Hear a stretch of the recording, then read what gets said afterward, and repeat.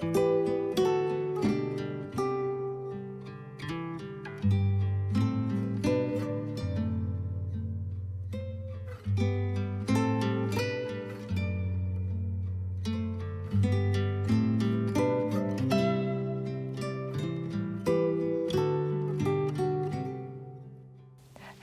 and welcome to the Flossi podcast. My name is Claire and welcome. Autumn is officially upon us. I'm so excited. It's been so hot, but the last couple of weeks the humidity finally broke a little bit and it's getting cooler and cooler and I can finally put my woolens on and I'm so excited. I've already made several batches of pumpkin cookies, which I never used to like, but I don't know, over the years the more pumpkin I've consumed here, the more I've got to really like it, so that's always fun. And yeah, I can wear my woolens. If this is the first time you're here, sorry, I kind of launched off into my autumn excitement, but welcome. If this is your first time, my name's Claire. I like to make things and then talk about those things. I also design some stuff, but generally I just make things and then I tell you about it. And if you've been here before and you're very kindly coming back to let me witter on at you even more, then you know already what we're about. And I'm so glad to see you back here again. I have an exciting little episode for you. Not a ton to show you, but I've got my autumn plans and it's right there and I'm really excited about it. So I'm going to share that with you in a moment. But first of all, Tilly is missing. She's at doggy daycare. I think, as I just mentioned, did I mention it? We're having a hurricane coming our way, so I thought it was good. She went and played with puppies and run off plenty of energy. So if she has a couple of days inside, she won't be too miserable and she'll have lots of snuggles. So that's good. But yeah, I don't know where I was going with that, but Tilly isn't here. So if you're new here, normally my little furry buddy's alongside me, but she'll be back next time and I'll have some footage to show you anyway. And actually something a little bit Tilly related coming up in a second. But first, I'm wearing my Merrymaker. I did it! Ooh, that was kind of an evil laugh. I'm just really happy. If you're a long-time viewer of the podcast, you're probably sick to the back teeth of seeing this sweater. I've been working on it for a really long time. It got ripped right back at one point because it wasn't fitting quite right. And now it is finally here. It is upon me body and it's not been off me body very much because I keep wearing it because I love it so much. So this is Merrymaker. This is by Jill Thompson Beach of Beach House Knits, and it was originally and still is in issue 7. I work there, I should know. Issue 7 of Making Stories magazine, and as soon as I saw it, I was so excited about this sweater. I thought it was so joyous, but the original sample had 3 contrasting colours for the wavy lines for the colourwork sections, and as you may know, I've been on a little adventure this year of only trying to knit from stash, something that I've just broken, but we'll get to that in a minute. But all my other projects, I've been stash diving for them because I had a lot of yarn knocking around and I wanted to get some of it down and use it before I start purchasing more. So I dipped into my stash and I had this gorgeous BFL Masham blend from, it's a Camilla fibre coat that is now out of business, unfortunately, but you can get a very similar blend from quite a few different dyers now, and it's beautiful. It's a BFL Masham and this is the DK weight and it knits up gorgeously. And I had a skein of botanical fibres, feather it's called, it's a feather base and it's brushed alpaca in this gorgeous heirloom red, which is not really red, it's more of a, hopefully it's showing up properly on camera, it's like a very It's soft and vibrant at the same time, which seems like it's a conflict, but it's like a neon soft peach, I guess is the way I would describe it, a corally peach. It's a beautiful, beautiful colour, and yeah, I just thought these two colours, like the natural grey and the peachy, went together so nice when I found them in my stash that I thought, why not? Let's try it, because the original yarn, Neighbourhood Fibre Co., the contrasting colour, that was a brushed alpaca too, but it was actually more of a sport weight, where this is a definite, I'd say, a light fingering, if not lace weight yarn. So I've got skinnier stripes because of that, and I did have to do a little bit of adjustment. I added more of the more rows in between the colour work just to get the right depth of the yoke, because my colour work lines are quite a bit skinnier. But I love the way it's turned out. Like I said, I've talked about it so much, you're probably sick of hearing about it. But honestly, this is kind of what I'm like. It was one of the reasons that it took me a while to start a podcast as it was, because I'm not a fast knitter. And I also like to spend a lot of time knitting the thing to get it right. Sometimes things go to plan, but most of the times I knit stuff and then halfway through I'm like, it just isn't working, or I've done something wrong, or I've done something weird. As in the past, I've swatched and got the perfect gauge and then gone to cast on and picked up the wrong needles and knit it to the complete wrong gauge after doing the bleeding gauge swatch. I do things wrong all the time, so sometimes I have to go back and rip the things back. And I was a little bit worried when I started the podcast that people would get really bored, but also I think it's quite a good representation of how a lot of us knit. I think one thing I didn't want the podcast to be is like this conveyor belt of projects that I was just churning out, because I think some people knit like that, which is great. But I think if you're more like me, sometimes that can feel really overwhelming, and like you're not keeping up with the latest trends enough, you're not knitting like the in things to knit. I've still never made it to the whole fade party. I think it's a really cool trend. I'd quite like to try it. I've just not got around to doing it. So yeah, so hopefully you're not bored of hearing about the same projects, and it is a little bit more true to life what I'm doing. I don't know, and just not just churning things out, because I am a slow knitter and I like to get things right to make sure I wear them a lot, and this is definitely one of those projects where I took my time, kept going back to it, and that's paid off, because I've ended up with something that I absolutely love.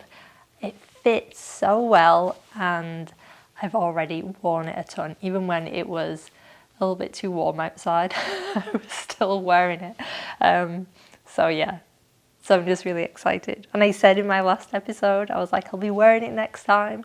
And then as I edited it, I thought, ooh, have I set myself up for a fall? But I didn't. I'm wearing it and I love it. So yeah, another thing about this project that I thought afterwards, and I don't get me wrong, I loved doing the colour work sections. It gave it a little bit of interest. But also I could totally see myself re-knitting this just with just stripes, without doing any of the stranded colour work.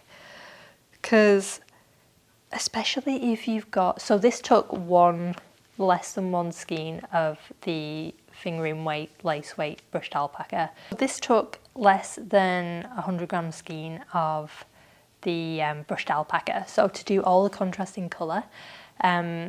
So another thing that I was thinking that would be fun is if I wanted to remake this sweater, but I didn't want to do, because if you don't feel like doing the stranded colour work, I would totally do this just with the stripes. Like I wouldn't do the colour work, but I'd follow the same pattern and just do stripes. So if you've got a skein of mohair or brushed alpaca and you don't really know what to do with it, because let's face it, we all end up with like a little bit extra over, or you've got that rogue skein and you don't really know what to do with, this pattern will be great for that. Plus, if you see a skein of mohair that you really love and you want to work with it, But let's face it, it could be quite expensive. And as much as I love the trend of holding the mohair double with another yarn, it creates the most beautiful fabric. But if you're talking about knitting an entire sweater, it can start getting a little bit pricey, which you can't always do. So if you want to try it and incorporate those gorgeous hand-dyed mohairs into something, then something like this might work, because you could pair it with a pretty cost-effective DK yarn and do these gorgeous contrasting stripes. I think that would be really lovely, and it's a little bit more of a cost-effective. I've said cost-effective so many times, but it's true. It's a way of making it more financially accessible to use mohair or those lovely bushed alpaca skeins. So yeah.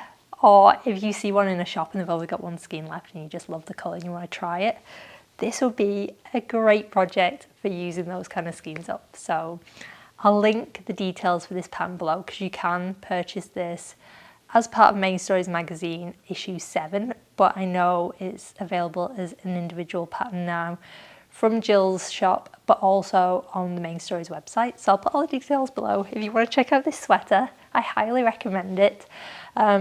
Not just because I work there, but because it's a gorgeous pattern.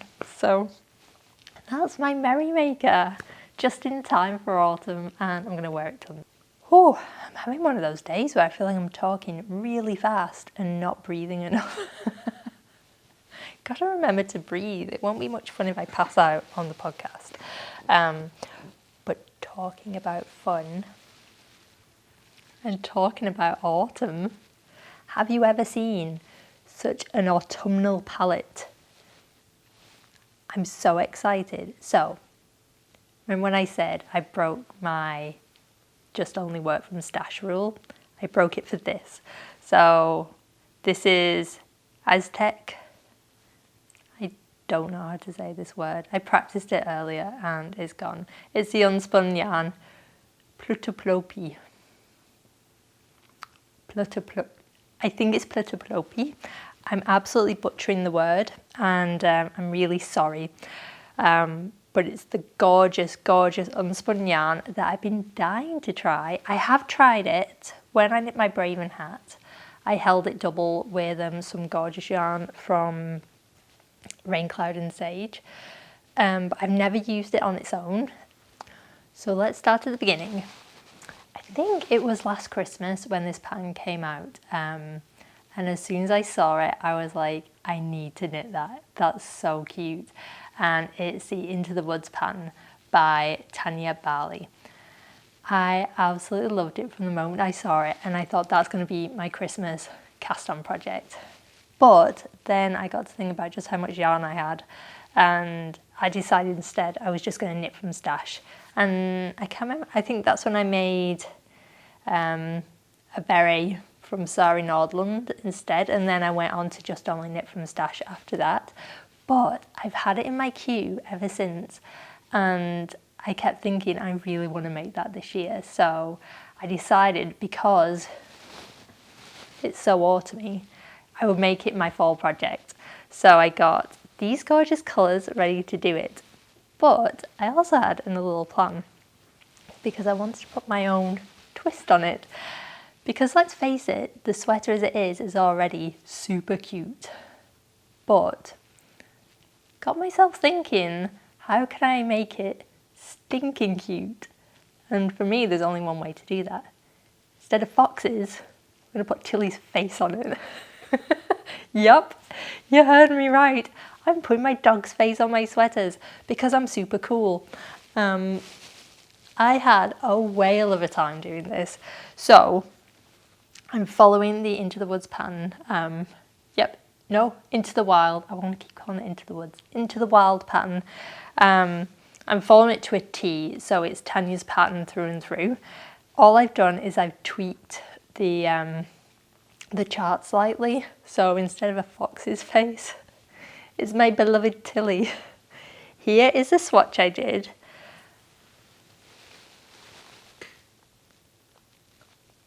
I'm so excited about it. First of all, look how autumnal it looks.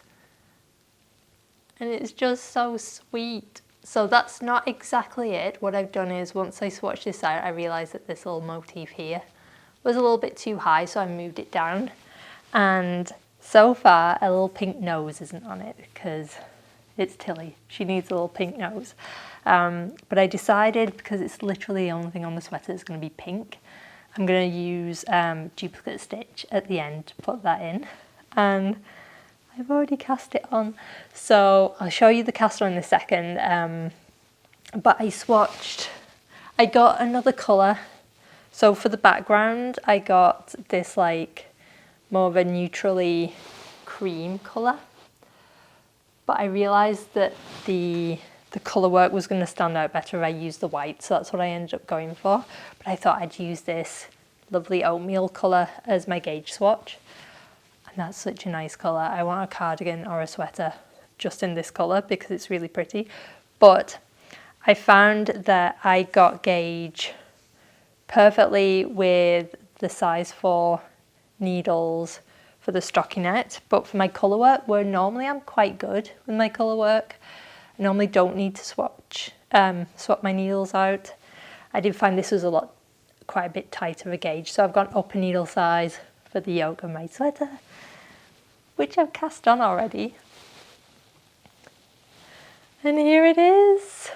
It looks a little bunched up right now, but I'm already past Tilly's little mush. And I'm almost ready to get back into the brown section. How cute is this going to be? I know you're probably thinking I've lost my mind, but it's just going to be so nice. My husband was joking that I should knit Tilly a version, but instead of her face, I should try and put my face on instead. But I feel like that's just, no, I won't inflict that upon her. Her puppy friends will make fun of her. But I just thought it was so cute. Look how nice that's going to be. I cannot wait to wear this. So far, it's going well, I want to say. It feels like it is. I mean, it's all bunched up on the needles, but it's looking exactly how I want it to look. And once we get a little bit further down and I get up to splitting the sleeves, I will try it on. I'll be good. I'll not do what I did with this, which was split it, knit the entire body, and then try it on and realise that it didn't fit. The problem is, I tend to knit top-down sweaters just for that purpose, so when you get to that point, you can try it on and make sure everything's looking good. Unfortunately, I always seem to get to the point of separating the body and the sleeves when I'm at the point in a show on Netflix. I don't want to stop and get up. I'm just really comfy on the couch because I'm lazy, and I'm like, oh well, I'll just knit a bit of the body because it'll give me a better idea of the fit, and before you know it, I've just not moved and knit the body, and then it doesn't fit and I need to rip it back, which is what happened with my Merrymaker. So I'm going to try and be diligent and try it on as soon as I get to separating for the sleeves. But yeah, I'm so excited about it. I think it's going to be really cute. And the leaves have already started turning here. So as much as you know, I'm all about the process and I don't like to rush things. I would actually really love it if I could get to the point that in a couple of weeks, I'm pretty much nearly there and I can get some really nice photos of me wearing it out with the leaves changing. But let's face it, I have a feeling you're probably going to see finished photos of it in the snow, which normally comes in January or February, but that happens. It's fine. It's all good. But yeah, so unspun yarn, I was a little bit nervous of using it because, as it sounds, it's unspun, so it is a little more fragile, but I haven't actually had a problem with it. If you tug on it really hard, it does break. But the only time that's happened is if I've kind of forgot myself and suddenly gone to move my knitting and kind of yanked it harder than I intended to. When I've been actually knitting with it, I think I've only broken the yarn once the whole time. And you know what, if that happens too, it's so easy to splice it back together. So I've been using, if that happens, I just do like a such a gross term, but a spit splice. But as the name would suggest, you can like use your spit to do it. But I don't really like doing that just because, especially with this yarn, I just end up with a mouthful of floof. I'm like, I spend more time trying to pick the extra fibre out of my tongue than I do actually knitting. So yeah, if you want to try that, I always find a little cup of water, even if it's the water you're drinking, because the fibre doesn't go in your water, but it does stick to your tongue. So I like to dip it in the water and then kind of do it. And then you just lay the fibres back down and then rub it between your hands really quickly. And that works really well. So if it does break, it's not a huge deal. You can just, splice it straight back together. And it's really sticky yarn because it's not spun. So for colour work projects, it's actually been super nice. I'm getting some really nice even stitches. I don't have to worry about, because it will stretch a little bit once it's in there. So if you feel like you've been a little bit too tight, you can just like, as I pull my stitches off, you can just like do that a little bit and have a bit of extra give. And yeah, I'm loving working with this. I would totally work with this again. And it's actually really cost effective because it's not spun. You do get a lot of yarn, a lot of yardage for not a huge amount of money. I can't actually remember what it came to now. It was I ended up getting 2 of these, so 2, 5. I got 6, do they call them cakes or discs? I forget what you call these. Plates? Some things. Rolls of yarn. It was under 70 Canadian dollars with shipping, which I thought was pretty good. So yeah, for a sweater, I definitely call that a win. And I got an extra one because I wasn't sure. I wanted to try it with that colour behind, which is beautiful. But I'm really glad I went with the white. Well, it's kind of a cream, but it's a very clean cream because we needed to get Tilly's little white stripe in there properly because that's definitely a feature on a little face. So yeah, I've officially lost my mind. I'm knitting a sweater with my dog on it and I couldn't be happier about it. So feel free to call me a loser in the comments. I don't care. I don't mind. It's always going to be fun and I can't wait to show you more of that. So stay tuned. My Tilly sweater is coming along very well and I highly, highly recommend checking out Into the Wild, the pattern that I'm using, which has fox on it. It's also super cute. And yeah, that's my fall project. So a little Flossi update before I go and sign off for this episode. My cardigan that I talked about a couple of episodes ago that was supposed to be launching this month, it is a little bit delayed. The reason for that is that pattern's in collaboration with my good friend Rachel over at Tangle Yarns in the UK, and we had a good chat about it and decided to postpone slightly just because that sweater, the yarn that I use for it, Bichambouche, gorgeous, gorgeous yarn that I can never pronounce properly and butcher every time. I got that gifted to me from Rachel because it is a collaboration pattern and we're just about to release it because of the delays with COVID. Her shipment hadn't come in and it was a little bit delayed. So she's only receiving that yarn at the beginning of October. So we decided just to push it back a little bit just because she's going to be promoting the pattern from her end, and for her customers it's just really nice if they can shop that yarn directly from her if they want to use the same yarn as suggested in the pattern. Rachel also has a plethora of gorgeous other yarns that you could use, but still it just made more sense. So the pattern is going to be coming the second week in October instead, so stay tuned for that. I am excited to say that we finally got a name for it though. I asked you a couple of episodes ago if you had any suggestions of what I should call this cardigan, and you came back with so many good suggestions. I was really spoilt for choice, and I'm going to be squirreling some of those suggestions away for a while for other patterns.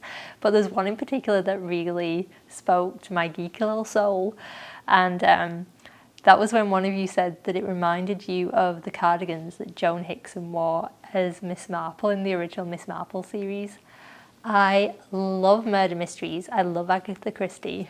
I love Joan Hickson Miss Marple episodes. I watch them to this day, and I used to watch them all the time when I was younger with my grandma. So I just loved that suggestion. And you're right, it's totally something Joan Hickson would have rocked in Miss Marple. So I put a slight twist on it. We're going to call it Joni.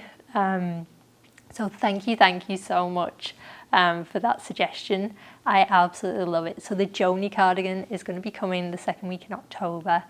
Watch this space. I'll be chatting about it more in the next episode, and you can also subscribe to my newsletter to look out for updates on patterns. And yeah, I can't wait to share that one with you. I've got some fun things planned for around the release, and some fun things with Rachel too. So yeah, watch that space. And the Joni cardigan will be coming very soon next month. And yeah, I think that's it for today. I have visitors coming from England for the next couple of weeks, which I'm really excited about. So I'm going to be spending time with them, showing them around Nova Scotia once the hurricane is over, and working on my Tilly jumper. I can't wait to show you more of this, and I can't wait to get back to work on it later. I'm so excited.